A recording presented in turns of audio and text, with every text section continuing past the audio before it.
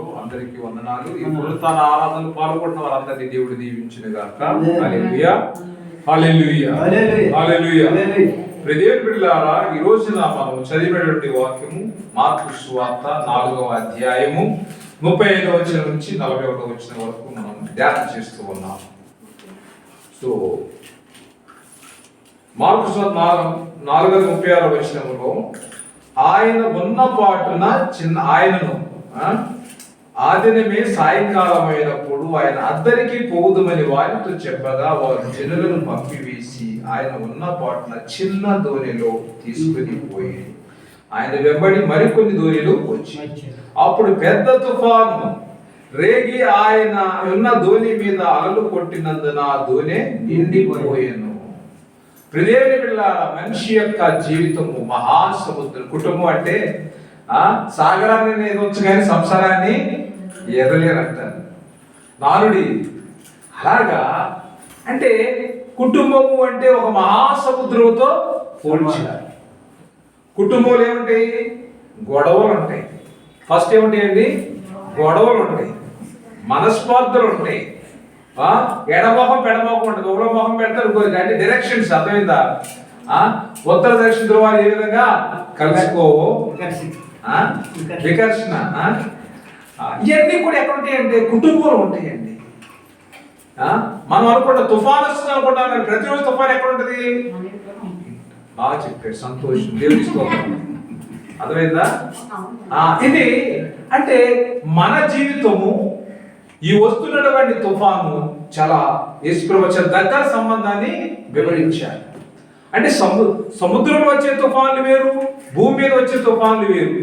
సముద్రంలో తుఫాను ఏమంటాం? సునామీ అంటాం. మనకి ఇక్కడ భూమి మీద చెట్ల మధ్య తుఫాను వచ్చిందని ఏమంటారు? వస్తే బాగా వర్షం వచ్చిందని తుఫాను. గాలి, బలమైన గాలులు వీస్తూ కొండపోత వర్షంగా వస్తున్నప్పుడు తుఫాను అంటాం. ఎడతెక్క కురుస్తున్నప్పుడు. అంటే కీర్తనకారుడు సామెతల గ్రంథంలో సొలొమోను గారు అంటారు, గయ్యాలితో సంసారం చేయగలిగిదంటే ముసురు అన్నాడు. అంటే ముసురు ఎడతెక్కగా ఎడతెరిపి లేకుండా కురుస్తూ ఉంది. ఈ యొక్క సంసార జీవితంలో, కుటుంబ వ్యవస్థలో ప్రేమ ఆప్యాయతలు క్షీణించిపోయాయి. యేసుప్రభు 2000 సంవత్సరాల క్రితమే ఈ మాట చెప్పారు. అంటే సమాధానము లేనటువంటి కుటుంబ వ్యవస్థ గురించి ఆయన మాట్లాడాడు. ఈ అలజడులు, ఆటుపోట్లు ఇవన్నీ కూడా మనల్ని వేధిస్తున్నప్పుడు ఒక సమస్య తర్వాత ఇంకో సమస్య. అంటే మనిషికి శాంతి అనేది లేదు, సమాధానం అనేది లేదు, ఆందోళన, టెన్షన్. మీరందరూ కూడా ఇంత ఒక విషయం చర్చిస్తూ ఉన్నారు. మనిషి యొక్క శాంతికి, సమాధానం లేకుండా, శాంతి లేకుండా కారణము, మొదటి కారణము భయం. ఏంటండి? భయం. భయం వలన మన ఆరోగ్యం క్షీణించిపోతుంది, మనసులో సమాధానం ఉండదు, శాంతి ఉండదు, ఒంటరి వాడి వెళ్ళిపోతాం. ఎవరు నన్ను పట్టించుకోవట్లేదు అనుకుంటావు, ఎవరు నన్ను చూడడం లేదు అనుకుంటావు. ఇక సమస్య ఎక్కడ స్టార్ట్ అయింది? నీ భయము వలన నీకు సమాధానం లేకుండా పోయింది. ప్రశాంతంగా వాళ్ళందరూ కూడా యేసు ప్రభువాన్ని దోరెక్కించుకున్నారు, పడవెక్కించుకున్నారు. వాళ్ళ ప్రయాణం సాఫీగా ఉంది. చిన్న దోణి అండి, చిన్న పడవ. కానీ ఇక్కడ ఏమైంది? చిన్న దోణిలో వాళ్ళు గల్లీ సముద్రంలో వెళ్తున్నప్పుడు ఏమైంది? పెద్ద తుఫాను వచ్చింది. చిన్న దోణి మీద ప్రయాణం చేస్తున్నప్పుడు ఏ తుఫాను వచ్చింది? పెద్ద తుఫాను వచ్చింది. పెద్ద తుఫాను వచ్చేసరికి ఏమైందంటే ఒక్కసారి భయపడిపోయారు. పెద్ద తుఫాను రేగి ఆయన ఉన్న దోణి మీద అలలు కొట్టినందున ఆ దోణి నిండిపోయింది. ఫస్ట్ మనకు తెలియాల్సింది ఏంటంటే చిన్న కుటుంబంలో పెద్ద అలజడి ఎలా ప్రారంభమవుతుందంటే మాటకు మాట అవసరం వల్ల పెద్ద తుఫాను లేక మారిపోతున్నది. అన్నదమ్ములు మాట్లాడుకోరు, తోడుకోళ్ళు మాట్లాడుకోరు, అత్తకోళ్ళు మాట్లాడుకోరు. అంటే కుటుంబ వ్యవస్థ చిన్న సమస్య, కానీ వ్యవస్థ ఎలా అయింది? పెద్ద తుఫాను లేక మారిపోతూ ఉన్నటువంటి కుటుంబ వ్యవస్థలో మనం జీవిస్తూ ఉన్నాం. వీరికి కూడా అలాంటి శోధన ఎదురైంది. చిన్న పడవ మీద పెడుతున్నప్పుడు యేసుప్రభు వారితో కలిసి ప్రయాణం చేస్తూ ఉన్నప్పుడు ఈ పెద్ద తుఫాను వచ్చేసరికి అదంతా నిండిపోయింది, దూరంతా కూడా నిండిపోయింది. అప్పుడు అప్పుడు ఏం చేశారు చూడండి, ఈ యొక్క మన యొక్క జీవితంలో చిచ్చు పెట్టేవాడు ఎవరండి? సాతాను. వాడు లేపుతాడు, ఎవరో ఒకరిని లేపుతాడు. ఒక కార్యక్రమం పాడైపోవాలంటే ఒకరిని నిలబెడతాడు, ఖచ్చితంగా నిలబెడతాడు. ఒక కుటుంబం కూలిపోవాలంటే ఒకరు లేపేస్తాడు. ఈ విధంగా ఏమవుతుందంటే ఒకడు కుటుంబానికి ఒకడు వ్యతిరేకంగా మారటం వలన కుటుంబం అంతా కూడా కలిగిలేకపోతుంది. ముగ్గురు అన్నదమ్ములు ఉంటే చాలా ప్రశాంతంగా జీవిస్తున్నప్పుడు ఎవడో ఒకటి ముగ్గురులో ఒకడు వ్యతిరేక స్వభావం కలిగిన వాడు ఉంటాడు. అంగీకరించు గొడవ, భర్తతో భార్య అంగీకరించు, లేదా భార్యతో భర్త అంగీకరించు, పిల్లలు అంగీకరించు. ఈ విధంగా చిచ్చు పెట్టువాడు సాతాను. ఈ యొక్క అలజడిని తుఫాను క్రియేట్ చేసిన ఎవరండి? సాతాను. యోహాను సువార్త 8వ అధ్యాయం, వీటి యొక్క లక్షణాలు అక్కడ రాయబడి ఉంది. 8వ అధ్యాయం 44వ వచనం. యోహాను 8:44. మీరు మీ తండ్రి యొక్క అపవాద సంబంధులు, మీ తండ్రి దురాశలు నెరవేర్చుకోరుచున్నారు. ఆది నుండి వాడు నరహంతకుడై ఉండి సత్యమందు నిలిచిన వాడు కాడు, వాని యందు సత్యమే లేదు. వాడు అబద్ధమాడినప్పుడు తన స్వభావము అనుసరించి మాట్లాడను. వాడు అబద్ధికుడను అబద్ధికరములకు జనకుడై ఉన్నాడు. వీడు ఎవరండి? మీరు మీ తండ్రి అపవాది. మీ తండ్రి అపవాది అంటే సాతాను మాటలు వింటున్నాం మనం అందరం కూడా. వాడు ఎప్పుడు కూడా ఆది నుండి నరహత్యుడై ఉండి సత్యమందు వాడు నిలిచిన వాడు కాదు. సో ఇక్కడ మళ్ళీ యోహాను సువార్త 10:10 చూడండి. యోహాను సువార్త 10:10 చూసినట్లయితే దొంగతనము హత్యను నాశనము చేయడానికి వచ్చును గాని మరి దేనికి రాడు. ఎందుకు వస్తారండి దొంగ ఎవరు? వీడే. ఎందుకు వస్తారు ఈ దొంగ? నరహత్య చేయడానికి, దొంగతనం చేయడానికి, గలిబిలి చేయడానికి వస్తాడు. ఎందుకు? దొంగతనమును హత్యను నాశనము చేయటకు వచ్చును గాని మరి దేనికి రాడు. ఇంక ఉద్దేశం ఏంటి? ప్రశాంతంగా ఉన్న కుటుంబంలో అలజడి క్రియేట్. యోబు కుటుంబం ఎంతో ప్రశాంతంగా ఉంది. విస్తారమైన ధనము, పశువులు, పనివాళ్ళు, కుమారులు, కుమార్తెలు, అంత విలాసవంతంగా సాగుతున్న కుటుంబంలో చిచ్చు పెట్టాడు. యోగులంటే నీతిమంతుడికి శ్రమను. ఆ కుటుంబంలో చిచ్చు పెడితే ఆస్తిపాస్తులు పోయాయి, పనివారు పోయారు, పశువులు పోయాయి, అన్నీ పోయాయి, కుమార్తెలు పోయారు.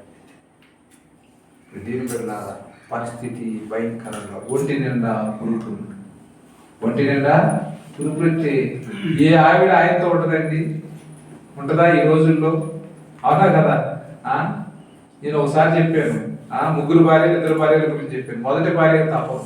3 భార్యలు ఉన్నా 4 భార్యలు ఉన్నా మొదటి భార్య నిజమైనటువంటి ప్రేమ కలిగి ఉంటుంది. అలాగా ఒంటి నిండా పురుగులు చేసినాడు, గోక్కుంటున్నాడు. ఇంకా ఆ ఇచ్చింగ్ భరించిన పరిస్థితిలో ఎందుకయ్యా దేవుడు అంటావు మొదలుపెట్టిందా? దేవుడు అంటావేంటి? ఇంకా దేవుడు ఏంటి? పిల్లలు లేరు, ఆస్తి లేదు, పశువులు లేవు, ఏమీ లేవు, పనివాళ్ళు లేరు, ఎవరు లేరు, ఇంకా దేవుడు అంటావేంటని యోబును గర్దించి వెంటనే రియాక్ట్ అయిపోయాడు. యోబు మూర్ఖురాలు మాట్లాడద్దన్నాడు. మన కుటుంబాల్లో కూడా సాతానుడు ఇలాంటి పనులు రేపుతూనే ఉంటాడు. బిడ్డ చాలా జాగ్రత్తగా ఉండాలి.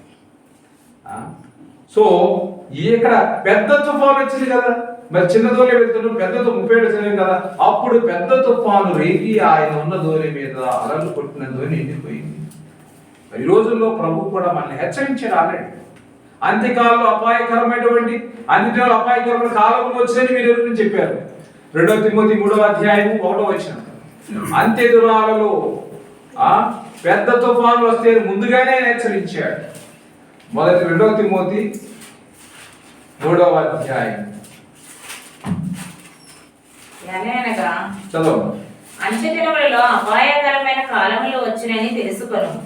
ఏలయనగా మనుషులు స్వార్థప్రియులు, ధనాపేక్షలు, బింకములాడువారు, అహంకారులు, దోషకులు, తల్లిదండ్రులకు అవిధేయులు, కృతజ్ఞత లేనివారు, అపవిత్రులు, అనురాగరహితులు, అతి ద్వేషులు, అపవాదకులు, అజితేంద్రియులు, క్రూరులు, సజ్జన ద్వేషులు, ద్రోహులు, మూర్ఖులు, గర్వవంతులు, దేవుని కంటే సుఖానుభావులు ఎక్కువగా ప్రేమించువారు, పైకి భక్తి గల వారి వలె ఉండి దాని శక్తిని ఆశ్రయించిన వారినే ఉందురు. ఇది ఈ యొక్క వాక్యం యొక్క సారాంశం ఏంటంటే, వాడు మన యొక్క జీవితాల్లో మనల్ని ఇదే కొత్త కాదండి.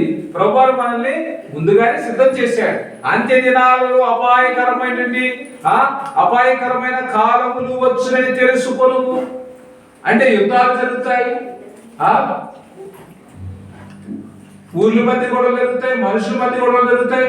ఇవన్నీ కూడా ఆయన మనకి ముందుగానే తెలియచేశాడు. తెలియజేసి చాలా మంది ఎలా ఉంటారు, మనుషులు ఎలా తయారవుతారు? స్వార్థ ప్రియులు, ధనాపేక్ష కలిగిన వారు, బింకములాడువారు, అహంకారులు, దోషకులు, తల్లిదండ్రులకు అవిధేయులు, కృతజ్ఞత లేని వారు, అపవిత్రులు అన్నాడు. So there is no gratitude, కృతజ్ఞత భావం లేని వారు, డిసోబీడియెంట్, తల్లిదండ్రుల ఎడల వాళ్ళు ప్రేమ ఉండదు. వాళ్ళందరూ కూడా అనురాగరహితులు, అతిద్వేషులు, అపవాదకులు, అజితేంద్రియులు, క్రూరులు, సజ్జన ద్వేషులు. మంచి మాటలు చెప్తే అసలు పట్టించుకోరు. నేను చూస్తామన్నాను, పిల్లలకి మంచి మాటలు చెప్తే ఏంట్రై మాస్టర్ ఇలా అవదారనుకుంటారు. ఏదో 2 సెటైర్లు కానీ జోకులు కానీ చెప్తే పగలబడి అవుతా ఉంటారు. అంటే వాడికి జీవితంలో కావాల్సింది ఏంటంటే సంస్కారంతో కూడే విద్య కాదు.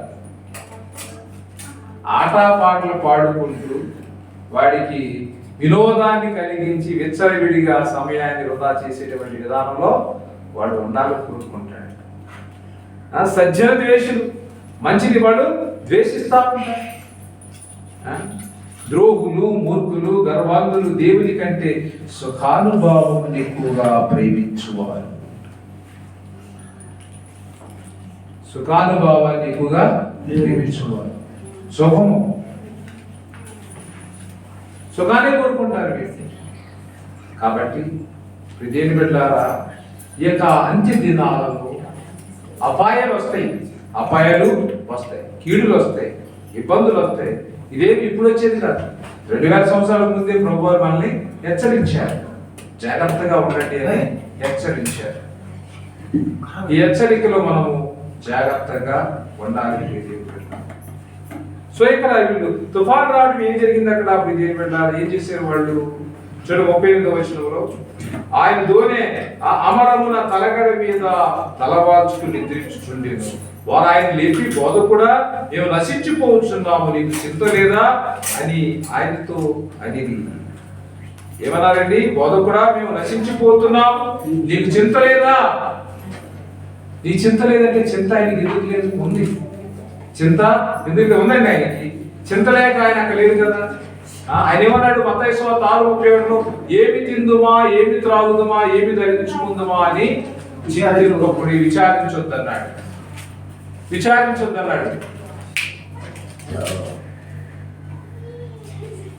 ఆయన విచారించొద్దన్నాడు. ఇదే పిల్లారా, మనం ఈ రోజున మత్తయి 6:31లో కాబట్టి ఏమి తిందుమా, ఏమి త్రాగుదుమా, ఏమి ధరించుకుందుమా అని చింతింపకుడి. అన్యజనులు వీటన్నిటి విషయమై విచారింతురు. ఇవన్నీ మీకు కావలెనని మీ పరలోకపు తండ్రికి తెలియను. అంటే ఆయన ఆల్రెడీ ఏది తెలుసు కదా. So who is worried? మనమే వరి అయిపోయాం. ఈ వరి అవడం వల్ల ఈ యొక్క వరి అంటే ఏంటి? ఆందోళన, టెన్షన్. దీనివల్ల మత్తాయి 6:31 చెప్పామండి, ఏమి తిందుమా, ఏమి తాగుదు, ఏమి ధరించుకుందో అని చింతపడిపోతూ అన్ని జనులు వీటన్నిటి గురించి విచారిస్తారు. మనవే దేవుని బిడ్డవి, నీకు వాళ్ళ తేడా ఉంది కదా. సరే విషయాన్ని ప్రభు జ్ఞాపకం చేస్తూ ఉన్నాడు. సో ఇక్కడ వాళ్ళేమో ఒక అవిశ్వాసులు అయిపోయారు. అవిశ్వాసంగా ఉండి భయపడిపోతూ ఉన్నారు. బోధకుడా, మేము అందరూ కూడా నాశనమైపోతున్నాం, నువ్వేమో హాయిగా పడుకున్నావు, నీ చింత లేదా, బాధ లేదా, మేము నశించిపోతున్నామయ్యా అని చెప్పేసి యేసుప్రభువు వారి మీద వాళ్ళు మాటలతో గట్టిగా పిలుస్తూ ఉన్నారు. ప్రభు ఏమన్నాడు? డోంట్ వరీ, మీకు ఇవన్నీ కావాలని దేవుడు తెలుసు కదా, మీరు మునిగిపోతున్నారని ప్రభుకి తెలుసు కదా, ధైర్యంగా ఉండండి అన్నాడు. దేవునికి స్తోత్రం, హల్లెలూయా. మనకేమో మనం హాస్పిటల్కి వెళ్ళినప్పుడు పేషెంట్ తీసుకెళ్తాం, మన బంధువులు ఎవరో హాస్పిటల్ సీరియస్ కండిషన్ ఉంటారు. ఏ మాత్రం నర్సు నిర్లక్ష్యం చేసినా కానీ అరిసేస్తా ఉంటాం మనం. ఏ మాత్రం నిర్లక్ష్యం, కొంచెం ఆలస్యం చేసినా కానీ ఎవరు పేషెంట్ చూడండి అని చెప్పేసి మన ఫ్రస్ట్రేషన్ వాళ్ళు తెలుసు. వెళ్ళిపోయారు పేషెంట్ చూసి వాళ్ళు డెడ్ బాడీని ఫస్ట్ టైం చూసినాడు భయం అండి, రోజు చూసే వాళ్ళకి ఏం భయం ఉంటుంది? వాళ్ళు కూడా అంతే. విద్యను పెట్టారా, మన యొక్క జీవితంలో మరి యొక్క అవిశ్వాసం ఏలుబడి చేస్తున్నప్పుడు ఏమొస్తుందంటే భయం వస్తుంది. విశ్వాసం ఏలుబడి చేస్తే మనకి ధైర్యం వస్తుంది. అవిశ్వాసం ఏలుబడి చేస్తే పిరికితనం వస్తుంది. ఆ పిరికితనాన్ని దేవుడు మనకు ఇవ్వలేదు.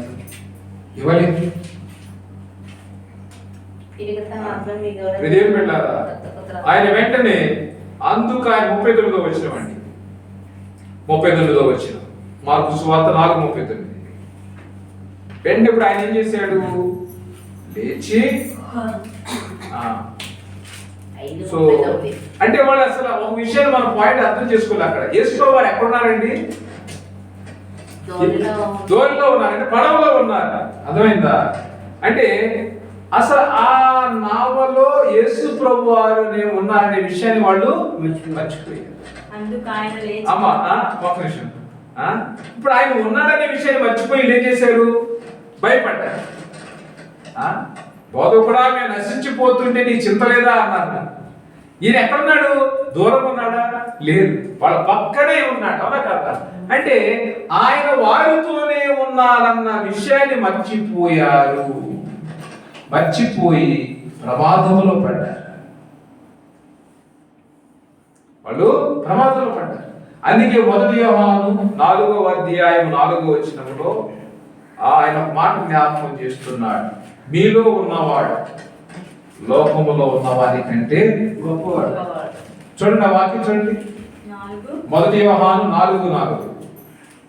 చిన్న పిల్లలారా మీరు దేవుని సంబంధులు, మీలో ఉన్నవాడు లోకములో ఉన్నవాడి కంటే గొప్పవాడు కనుక మీరు వారిని జయించుడి.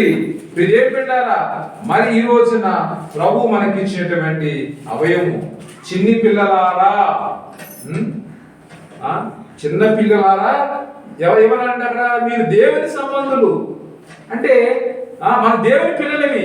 మీలో ఉన్నవాడు లోకంలో ఉన్నవాడి కంటే గొప్పవాడు కనుక మీరు వాడిని జయించి ఉన్నారు. You are defeated already. ఎవరిని? సాతానుని మనము జయించి ఉన్నాం. అవిశ్వాసాన్ని మనము జయించి ఉన్నాం. So there is no fear. మీలో ఉన్నవాడు లోకంలో ఉన్నవాడి కంటే గొప్పవాడు. సో ఇప్పుడు మనం ఏం చేయాలంటే, ఆ గొప్పవాడు మనతో ఉన్నాడు, బలవంతుడు మనతో ఉన్నాడు, మనం ఈ భయం విడిచి ఆయనతో మన ప్రయాణము కొనసాగించాలి. ఇక్కడ ఆయన పెద్ద తుఫానును అణసివేశాడు. ఇక్కడ 37-39 చదివితే 39 చూడండి. అందుకు ఆయన 39 వచ్చిన అందుకు ఆయన లేచి గాలిని గద్దించి నిశ్శబ్దమై ఓరకుండుమని మహాసముద్రముతో చెప్పగా గాలి అడిగి మిక్కిలి నిమ్మలమాయెను. దేవునికి స్తోత్రం. వెంటనే ఆయన లేచి ఏం చేశాడండి? ఆయన లేచి గాలిని గద్దించాడు. గద్దించి నిశ్శబ్దమై ఉండమని, అంటే ఒక మనిషితో మాట్లాడుతూ ఉన్నాడు. అర్థమవుతుందా? గాలి దగ్గరికి వెళ్ళి ఆయన గట్టిగా అరిచాడు, నిశ్శబ్దమై ఊరకుండమని ఆయన ఆ సముద్రంతో చెప్తే వెంటనే సముద్రము గాలి అణిగి మిక్కిలి నిమ్మలమైంది. అణగి అంటే గాలి లేదు, ఇంకా సముద్రం పొంగులు లేవు, తరంగాలు లేవు, మొత్తం ప్రశాంతంగా అయిపోయింది.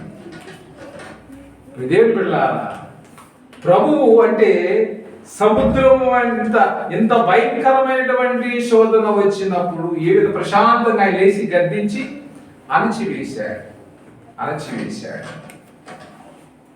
సో మన జీవితంలో కూడా ఎంత పెద్ద తుఫానులు అలజడులు వచ్చినా గాని ప్రభువు అణచివేస్తాడు. మరి తుఫానుకు భయపడ్డ మనము తుఫాను మీద కూడా ఆయన అధికారాన్ని చూపించాడు. ప్రతి బిడ్డ దైవ భయంతో మనమందరం కూడా జీవించాలి.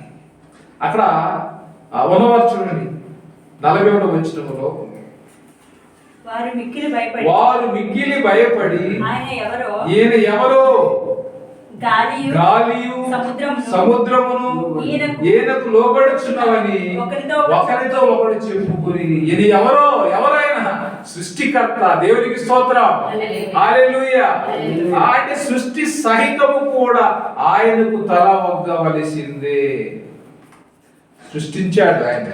So it should listen to him. అందుకే మనము మన మనుషులుగా తయారైపోతూ ఉన్నాం. We are designing the programs in the computer. Program లో ఏది ఏ విధంగా పని చేయాలో దానికి ఒక కమాండ్ ఇస్తాం మనం. అది అదే విధంగా పని చేస్తుంది. లీటర్ వాటర్ రావాలని చెప్పేసి దానికి ఒక కమాండ్ ఇచ్చి అక్కడ ఒక టీ ఆ మిషన్ పెట్టామనుకోండి, అది లీటర్ నీళ్ళే అది డెలివరీ చేస్తుంది. అక్కడ టీ కప్పులు, ఈ రోజులో టీ దాని దగ్గర బట్టలు నొక్కితే మనం సేమ్ అంతే, ఎంత పాటలు రావాలంటే ఒక చుక్క పెరగదు, తగ్గదు. మనం చేస్తే పొరపాట్లు జరుగుతాయి. కానీ ఆ మిషన్ ఏమాత్రం కూడా పని చేసినంత కాలం పర్ఫెక్ట్ పని చేస్తుంది. మొరాయించిందంటే షేడింగ్ కలపదు. ఈ రోజుల్లో ఇంకా మనం ఎందుకంటే స్నాక్స్ అమ్మాలంటే ఒక మనిషి ఉండాలి. ఇప్పుడు పెద్ద పెద్ద షాపింగ్ మాల్స్ లో, పెద్ద పెద్ద సెంటర్స్ లో ఏమైందంటే ఆ వస్తువులన్నీ ఒక మిషన్ లో పెట్టేస్తారు. మీకు కావాలంటే స్కాన్ చేసి ఏది కావాలో మీరు దాన్ని తీసుకోవచ్చు. మీరు డబ్బులు స్కాన్ చేసి పేమెంట్ అయితేనే మిషన్ ఓపెన్ అవుతుంది. అర్థమవుతుందా? ఆ విధంగా కూడా మనము కొన్నిసార్లు మెట్రో స్టేషన్కి వెళ్తాం. మెట్రో స్టేషన్కి వెళ్ళినప్పుడు వాడు అక్కడ ఒక చెక్క పెడతాడు. మనం వెళ్ళేదానికి అది మన బటన్, మన దగ్గర ఉన్నటువంటి ఆ కాయిన్ దాంట్లో వేయటమే అది ఓపెన్ అవుతుంది. మళ్ళీ వెంటనే విత్ ఇన్ సెకండ్స్ లో మూసుకుపోతుంది. అంటే వీళ్ళకి అర్థం కాలేదు, ఈయన ఎవరు గాలియు సముద్రమును ఈయనకు లోబడుచును. ఎందుకంటే సృష్టించిన ఆయనే కదా. సృష్టించిన ఆయన ఇంకా ఆయన మాట వినకపోతే ఇంకా ఈ సృష్టికి ఇంకా ఆయన మాట వినకపోతే ఆయన సృష్టికర్త ఎలా అవుతాడు? అందుకే సృష్టికర్త కాబట్టి సృష్టి మీద అధికారాన్ని ఆయన చలాయించాడు. దేవునికి స్తోత్రం. అందుకే ఆ హోరుగా ఉన్నటువంటి సముద్రము గాలి నిమ్మలమయ్యాయి. మరి ఈ రోజున దేవుని బిడ్డలారా, ఆయన తలంపులు మన తలంపుల వంటివి కాదంటాడు యెషయా 55వ అధ్యాయంలో, మీ తలంపులు ఆయన తలంపుల వంటివి కాదు. భూమికి ఆకాశం ఎంత ఎత్తుగా ఉందో ఆయన తలంపులు మనకు అంత దూరం ఉంది అన్నాడు. కాబట్టి చూడండి ఒకసారి 55వ అధ్యాయం యెషయా గ్రంథం 55, యెషయా 55. నా తలంపులు నా తలంపులు మీ తలంపుల వంటివి కావు, మీ త్రోవలు నా త్రోవల వంటివి కావు. ఇదే యెహోవా వాక్కు. ఆకాశం భూమికి పైన ఎంత ఎత్తుగా ఉన్నావో నీ మార్గముల కంటే నా మార్గములు మీ తలంపుల కంటే నా తలంపులు అంత ఎత్తుగా ఉన్నవి. చూడండి 11వ వచనం చదవమ్మా. నిష్ఫలముగా నా యొద్దకు మరలక అది నాకు అనుకూలమైన దాన్ని నెరవేర్చును. నేను పంపిన కార్యమును సఫలము చేయును. మీరు సంతోషముగా బయటి వెలుదురు, సమాధానం పొంది తోడుకుని పోబడుదురు. మీ ఎదుట పర్వతములను మెట్టలను సంగీత నాదము చేయును. పొలములోని చెట్లని చప్పట్లు కొట్టును. హల్లెలూయా, హల్లెలూయా. అంటే దేవుడు దొరికే కాలంలో మనం ఎదిగితే సృష్టి కూడా మనకు లోబడుతూ ఉన్నది. హల్లెలూయా, హల్లెలూయా. అంటే మనము కొన్ని విషయాల్లో దేవుడు ఇచ్చినటువంటి తలంతులు వినియోగించుకోవాలి. దేవుడి బిడ్డలారా, ఆయన మాట వినాలి మనము. అంటే ఆయన ఆయన చేసిన వాగ్దానం ఏంటంటే బండ లాంటిది. అంటే ఒక బండ ఎలా స్ట్రాంగ్ గా ఉంటుందో దేవుడు వాగ్దానం చేసి దాన్ని నెరవేర్చాలని నువ్వు నమ్మాలి, విశ్వసించాలి. అందుకే బండ మీద ఇల్లు కట్టుకున్న వాడిని పోలి ఉండమన్నారు. దేవునికి స్తోత్రం, హల్లెలూయా. మత్తయి సువార్త 7:24 చూసినట్లయితే మనం అదే వాక్యం చదువుతున్నప్పుడు ఏం పెట్టాలి అంటే జ్ఞానం కలిగిన వాడు, తెలివి కలిగిన వాడు స్ట్రాంగ్ ఫౌండేషన్ వేస్తాడు ఇంటికి. కాబట్టి ఈ నా మాటలు విని వాటి చొప్పున చేయి ప్రతివాడు బండ మీద తన ఇల్లు కట్టుకొనిన బుద్ధిమంతుని పోలి ఉండును. వాన కురిసెను, వరదలు వచ్చెను, గాలి విసిరెను, ఆ ఇంటి మీద కొట్టెను. కానీ దాని పునాది బండ మీద వేయబడి కనుక అది పడలేదు. ఆమేన్, హల్లెలూయా, హల్లెలూయా, హల్లెలూయా. నీ పునాది ఎక్కడంటే బండ మీద వేయాలి. బండ ఏంటంటే నీ విశ్వాసము. దేవుని స్తోత్రం, హల్లెలూయా. బండ వంటి ప్రభువా, నేను మట్టి వంటి వాడిని, ధూళి వంటి వాడిని అన్నావా? ఎప్పుడు బండ వంటి వాడు అన్నావా? ఎప్పుడో మనం ప్రార్థనలు చేసామా? చేయలేదు. నేను ధూళిని, మురికిని అని మనం తగ్గించుకున్నాం. తప్పులేదు. కానీ దేవుడు ఏమన్నాడు? నువ్వు బండవే అన్నాడు. పేతురు నేనెవరిని? పేతురు అని ప్రభు అడిగారు. నా గురించి నువ్వేమనుకుంటే మై లార్డ్, నువ్వు సజీవుడవు, దేవుని కుమారుడు అన్నాడు. అయితే యేసు ప్రభు ఏమన్నా తెలుసా? పేతురు నువ్వు బండవి అన్నాడు. దేవుని స్తోత్రం. అంటే ఆ మాట అంటే ఎవరికైనా కోపం వస్తుంది. నువ్వు బండవి అన్నాడు ప్రభు. అంటే ఇంగ్లీష్ లో ఏమంటామంటే rock. Peter you are a rock. English మాట వినడానికి వినుసొప్పుగా ఉంది. తెలుగుకి వచ్చేసరికి బండ అంటాడంటే ఆయన అంటే ఎదురు ప్రశ్న. బండ అన్నాడంటే you are a strong person, mighty person. అంటే నీ యొక్క శక్తి మీద కాదు, నీ బలం మీద కాదు, దేవుడు నిన్ను ఒక బండగా మారుస్తూ ఉన్నాడు. హల్లెలూయా. ఆయన పునాది వేయాలనుకున్నప్పుడు నిన్నే వాడుకుంటాడు, నీ కుటుంబాన్ని వాడుకుంటాడు. కాబట్టి వాన కురుస్తుంది, గాలి విసురుతుంది, నీ ఇల్లు కూలలేదు అంటే నీ పునాదిని బలంగా వేశాడు దేవుడు. దేవునికి స్తోత్రం, హల్లెలూయా. దేవుడు బండ మీద పునాది వేస్తే నువ్వు ఇసుక మీద పునాదులు వేస్తూ ఉన్నావు. ఆ యొక్క బండ లేనటువంటి జీవితం, భక్తి లేనటువంటి జీవితం వ్యర్థము అని ప్రభు తెలియచేస్తున్నాడు. ప్రతి బిడ్డలారా, ఆ విశ్వాసం, మనం ఎలాంటి విశ్వాసం కలిగి ఉండాలంటే ఆ బండ వంటి విశ్వాసం కలిగి ఉంటే ఖచ్చితంగా తుఫాన్లు వస్తాయి, అనారోగ్యాలు వస్తాయి, ఆర్థిక సమస్యలు వస్తాయి, కుటుంబ సమస్యలు వస్తాయి, ఉద్యోగ స్థలాల్లో సమస్యలు వస్తాయి, పిల్లలతో సమస్యలు వస్తాయి. ప్రతి ఒక్క సమస్యను కూడా నువ్వు జయించాలి అంటే నువ్వు ఇల్లు ఎక్కడ కట్టాలి? బండ మీద కట్టాలి. ఇల్లు అంటే నీ విశ్వాసం.